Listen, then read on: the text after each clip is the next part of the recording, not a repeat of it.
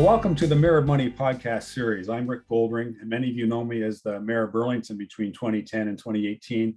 However, I have spent the vast majority of my career as a financial advisor, working with successful business owners in the areas of financial and estate planning and wealth and risk management. And in 2019, my financial career continued with the establishment of Goldring Financial Leadership, Inc. Now, this podcast series will feature discussion on estate and financial planning, entrepreneurship, as well as real estate and development. And my guests will include expert financial planners, investment advisors, lawyers, tax accountants, economists, mortgage brokers, realtors, life insurance specialists, funeral directors, entrepreneurs, and real estate developers. On this program, you will hear insightful information that you can use in your own financial and estate planning that you will not hear anywhere else. You'll also hear from successful entrepreneurs sharing their journey and the wisdom they have learned along the way. And as there's a significant shortage of housing units in the Golden Horseshoe area, prices have increased dramatically in the last few years. I will also feature discussion about real estate development, and you will learn about current and future trends in real estate. And I'm thrilled today for the podcast, this version, to welcome John Moakler of Moakler Wealth Management. John and I have known each other for a couple of years. John is, I've learned a lot from John. And John and I do work together, and we do serve a number of joint clients who are doctors and dentists. But John, you've had a great career in the financial services sector. Prior to that, you were in the technology sector, but decided to make a change in your career. And what prompted that? Well, thanks, Rick. Thanks for having me for your inaugural start of your podcast. I really appreciate that. Yes, I worked in the high-tech industry for a number of years, and it was in the final stage where I did a startup software company, and I was looking for financial advice, and I just didn't like the advice that I was getting. And then someone said to me, well, then why don't you become a financial planner? And I went, oh, I never thought about that. So then I did some research, and I said, hey, this is a pretty good sector to get into. And so that's how I got started in the financial planning world. And early on, you gravitated to doing some work with doctors. In fact, you've written a book. It's in the background behind your shoulder, and I've got it in front of me. It's called Heal Thy Wealth: How Doctors Are Misdiagnosing Their Own Financial Health and What They Can Do About It. So you've written a book because you have some expertise and experience dealing with doctors. How did that come to pass? Well, I started out in 2004, and I always educated my clients that when the markets go down, it's a buying opportunity. So don't run for the hills when the markets crash. And in 2008, when we had that huge market correction of the markets going down 35 to 40%, I actually had my best year ever with my clients because they said, you educated us. And then I sat back and I thought, who didn't get hurt in 2008 in terms of the markets going down? Who was still working? Who didn't lose their house? And it was doctors. And so I started doing research on doing seminars for doctors. I tried all sorts of things. I figured they would want to come out for a breakfast on Saturdays. No, that wasn't it. I tried all sorts of combinations. And finally, I settled on dinner seminars, and I settled on an hour and 15 minutes max. And I settled on only having 20 to 25 in the audience max, because it's a more intimate experience. And so that's how I started in 2009, was starting to work with doctors, because I did my CFP and my CLU, and that gave me the knowledge and the confidence of complex estate planning, which you get into with doctors. So you mentioned CFP and CLU. Can you briefly describe those designations? Yeah, the CFP, the Certified Financial Planners designation, it's kind of like the gold standard in the financial planning industry, but I prefer the CLU. I did both of them, but the CLU, the Chartered Life Underwriters designation through Advocis, is actually much superior from my perspective, because it dealt with complex estate planning, dealt with a lot of legal issues, and it was a lot tougher to actually get your CLU designation than the CFP designation. So when you started working with doctors and you have a clear process that you take your clients through, that I've been party to as we work together, and one of the focuses you have is on monthly lifestyle expenses, and you are very rigid about the fact that you will not entertain doing a financial plan for anyone unless they do that exercise. Why are you so rigid about that? Well, it was interesting because I've had a lot of, life is all about experiences. And I can remember a doctor, a female doctor, and her husband, very successful in corporate Canada. And I sat down with them and they said, okay, our monthly expenses, and they live in Etobicoke, a nice house, nice neighborhood. And they said our expenses are 25,000 a month. And I went, okay, that's a nice lifestyle. They have a beautiful home. There's a mortgage, stuff for the kids. They had two teenage sons. And then I take a look at their personal and corporate income taxes, and I show them the cash flow, and I showed them that they were paying themselves 38,000 net per month. So that's a gap of $13,000 a month times 12 is like 130 odd $1,000 per year extra. And then I look at their net worth statement and I'm going, okay, you've been a doctor for like 12 years. You've been doing all this and I don't see the investments. Like, what's going on here? And they were shocked. And so I had to do a timeout and I do what I call the latte factor. And so we actually had them capture every expense on a spreadsheet for a 3-month period.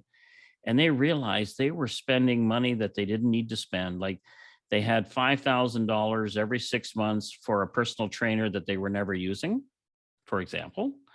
It was just crazy what they were doing and what they were spending their money down.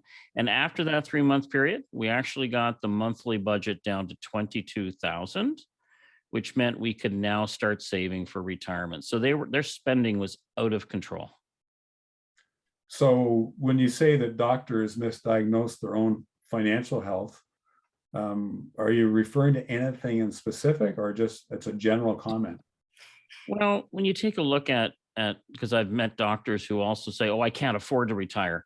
Well, that's because you haven't been working with a financial planner who can actually put a game plan in place. Because unless you have a plan, how do you expect to get from point A to point B? But there's other doctors you meet that think they have all of the pieces of the puzzle together. But when you look under the covers, you find out that some of the risk management products they put in place, for example, are either owned incorrectly, have the wrong beneficiary. I had this one case where a doctor was paying for a critical illness policy on herself, but the beneficiary was her brother. So she was shocked when I said to her, by the way, if you ever get a critical illness, it's going to pay out to your brother. She goes, what? So until people actually take a look and go through the process, you find a lot of things that people haven't looked at, or they bought the wrong products too. Because people are out there selling products. They're not out there selling a plan. I have a brand new doctor I'm working with in the Oakville area that's been here since January from the UK, and someone already sold him a life insurance policy. But as he got into some of my YouTube videos and we had our chat, he realized it's the wrong policy that he bought. And so people just sell products without actually putting a plan in place. And a big part of your focus is making sure that people pay themselves properly and that they figure out ways, they use the ways that are available to have some personal expenses that are from after tax money paid for by before tax corporate dollars. Can you talk about some of those areas that you work on with your clients that we've worked on together with some clients, ways to use the corporation more effectively? Yes, I'm not a big fan of the CPP, Canada Pension Plan, for incorporated business owners. And the reason I'm not a fan, I have to step back and tell everybody who's watching this podcast, I do have a math and computer science degree from Waterloo, but I also balance that with a business minor from Wilfrid Laurier. So I've crunched the numbers. And if you're going to be a business owner, you're paying both the employer portion and the employee portion of the CPP. And you will never get out of CPP in your lifetime of what you've put into it. You are better off not paying yourself a T4 salary, but paying yourself a T5 dividend salary. Thereby, you don't have to contribute to the Canada Pension Plan, and you'd have more money that you can control in your retirement. That's just one example. Another example has to do with expenses. We've seen a lot of doctors, dentists, and business owners that we meet with where they have life insurance that they're paying for personally. And there is no downside to owning corporately owned life insurance unless something changes in our upcoming elections where they change that. But right now, it doesn't matter if it's corporately or personally owned, the death benefit will always go out tax free. So instead of paying for it with personal dollars of 30 or 40% taxable income, you should pay for it with corporate dollars, which depending on which province you are in Canada, could be 11-cent dollars or 12-cent dollars. So it's much cheaper to have that in the corporation than healthcare. And I'm registered in a number of provinces across Canada, and people have these health plans, sometimes with their associations, which are a taxable benefit. But we have a structure with a health spending account where the corporation can fund your healthcare spending, both for you and anyone related to you by blood or marriage, and it's not a taxable benefit to you. And so there's all sorts of ways of saving money. I believe as they go through that process. Yeah, I'm surprised at how many people still that I meet have not heard of the health spending account. And they may have a group insurance plan, and the group insurance plan often doesn't cover all their medical expenses. And the health spending account could come in handy to do that. But so many people have not heard of that. And certainly a health spending account is a great way to take those personal expenses with after-tax money and have the corporation pay the expense, which is tax deductible. Yeah, no, I had a husband and wife team. They were both doctors, and they were looking at freezing their eggs. They were going down to the United States for part of the procedures, and it was close to $100,000 in expenses. And they said, would the healthcare spending account cover all of this? It didn't cover all of it, but it covered about $70,000 to $80,000 worth of it. So they were saving a ton of personal tax money by doing this inside the corporation. Then I had another doctor, female doctor. Her dad was traveling in a foreign country, became ill, had to go see a doctor, had to pay for the consultation, had to pay for the medications, came back to Canada, and he's on her health spending account. She said, "Hey, John, is this covered?" And it was covered. So her dad got reimbursed for, out of pocket costs he had while he was traveling abroad. Now, one of the things you introduced me to that I was aware of, but not too familiar with, and after being out of the business when I was mayor from 2010 to 2018 and going back in the business, and I met you shortly thereafter, you introduced me to the Investment Counsel Portfolio Manager. And can you explain to people what the Investment Counsel Portfolio Manager is? Yeah, so sorry, go ahead. And the benefit or the advantage of using what's called an ICPM. Yeah, so ICPMs, they've been around since 1912, but people have never heard about them because unless you had at least $5 million to invest, they wouldn't talk to you. And so a lot of people have never heard about them, but they changed their go-to-market strategy. And about 8 or 9 years ago, they said, hey, we should tap into this channel called financial planners and start working with them. And so they've created a referral agreement with a number of financial planners that allows us to bring independent money managers to the table. And what's nice about an ICPM that's different than the mutual fund world or one of the bank products is that they have a fiduciary duty. And even though you're dealing with a bank for investments, or if you're dealing with a mutual fund company, they only have a suitability duty. They only have to recommend things that are suitable for you. And with a ICPM, they must always recommend what's in your best interest. And the other thing is an ICPM can never steal your money. You open up a newspaper every week, you're hearing about some financial organization stealing money from somebody and have, they get their money back, but it's there. With an ICPM, the way the structure is set up, you're never giving title of your money to the ICPM. You have a custodian, which is a bank. And so you get a monthly statement showing you how much money is in there. You're only giving the ICPM permission to affect change inside that account. So they're making the trades. And then for us as financial planners, you're only giving us the ability to view those changes. So it's another check and balance to make sure that the ICPM is doing their job. But it's a great way of getting good money management. There's a number of ICPMs that have products that are not available at banks or at mutual fund companies that our clients are really interested in. Yeah, I've been in the financial sector for a number of years, number of decades, and been exposed to many different great ways to comprehensively manage portfolios. But the ICPMs that we work with, I'm very impressed with. And one of the things that makes pension funds in general successful these days is the fact that whether it's the Canada Pension Plan or the Ontario Hospital Plan, the Teachers Plan or Municipal Plan, they use alternative asset classes like real estate and private debt and private venture companies, which is not available in the public marketplace. And those additional asset classes are available with a number of the ICPMs or investment counselor portfolio managers that aren't available easily or readily with the traditional ways to invest. And that's one of the advantages, I think, of the ICPMs. Yeah, and the thing about the ICPMs, when they started working with us as the channel, they lowered their level to get in. So some ICPMs have a minimum of $1 million to get started.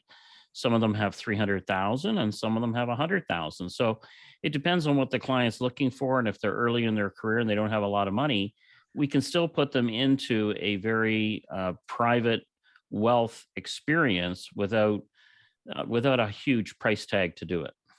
I know some of them are as low as 50,000 and some are 300,000. So there's great entry level opportunities for people. Last thing I want to talk about, John, before we wrap up is the unique tax advantage nature of life insurance. Most people understand what life insurance is, but they don't know what it can do, certainly while they're alive. And with the clients that we work with together, as well as the ones you work with on your own and me on my own, we work with a lot of people in a very, very top tax bracket that have a marginal tax rate of almost 54%. Can you share with us very briefly the advantage of using life insurance as a way to accumulate money, but also use it as for income in retirement? Yeah, so the product of choice is really whole life. And the reason we select whole life over universal life is that whole life comes with some guarantees. And so the whole life has a dividend. They've been giving out a dividend for over 170 years. So even in 2001, even in 2008, the dividend in 2008 was 8% when the markets were down 35 to 40%. So there's never been a negative year of a dividend. The dividend is currently 6% on whole life.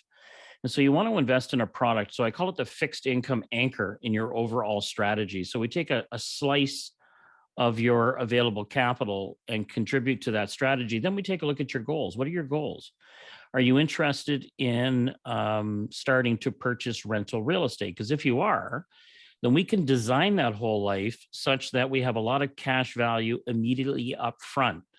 Because what I see when we sit down with clients, and you and I have a joint client that had a very painful experience. He had 10 insurance policies when we met him, but 7 out of the 10 were either designed wrong, owned wrong, or had the wrong features. And it took him almost a year to implement what his accountant had told him a year prior to implement, because he had to walk away from some things he had invested in that were wrong.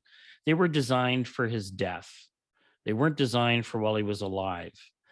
And so with what we've put together for this particular client is they're writing a check for this whole life policy on a Monday, but we're giving them immediate access to that cash value on a Tuesday. And then they can actually go and tap into that cash value, open up a separate real estate holding company and loan that money on a 1% basis to the real estate holding company and now start buying real estate.